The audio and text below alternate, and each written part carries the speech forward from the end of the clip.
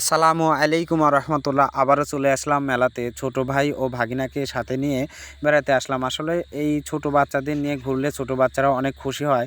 তার সাথে যে আমাদের বড় ভাই, তিনি তার মেয়ের জন্য একটি ক্যাপ নেবেন, ছোট বাচ্চার জন্য সে বাছাই করতেছিল। ক্যাপ নেওয়ার পরে আমরা আবারও হাঁটা দিলাম যে সকলগুলো দোকান আমরা দেখব।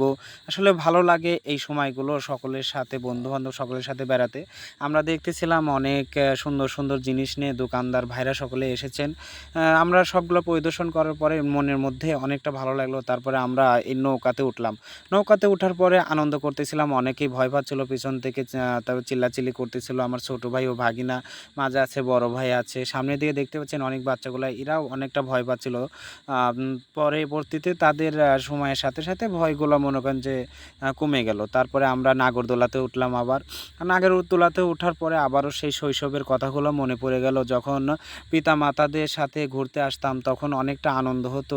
দেখতে পাচ্ছেন আমার ভাগিনা অনেকটা ভয় পাচ্ছে, তারে সান্ত্বনা দিচ্ছিলাম যে আসলে ভয়ের কিছু নাই, আমি তো আছি, আমি থাকতে তোমার কোনো কিছু হবে না, আমি যা করার আমি দেখে নিব, তুমি ভয় পেও না, আমার সাথে তুমি থাকো। তারপরে এখানে অনেকটা মজা পেলাম, কারণ কথা হচ্ছে অনেক দিন পরে, 1 বছর পর পর এই দিনগুলো আমাদের মাঝে আসে। বন্ধুবান্ধবের সাথে কাটাতে অনেকটা ভালো লাগে। তা আমাদের ছোটো ভাই ব্রাদার ছিল। আমাদের যে এরিয়াটা দেখতে পাচ্ছেন, এটা আমাদের 51 বিঘার হাট, মানে বিলদহর বাজার। এখানটা অনেকটা জুড়ে অনেক দোকানগুলো বসে, আসলে দেখতে অসাধারণ লাগে। এখানে দিন ঘোরাফেরা করার পরে আমাদের তো তৃষ্ণা পেয়ে গেছে, শরীর দিয়ে ঘাম পড়েছে। আমরা বললাম যে এখন আমরা শরবত খাবো। মামারে বললাম, মামা ভালো করে আপনি শরবত বানিয়ে দিন।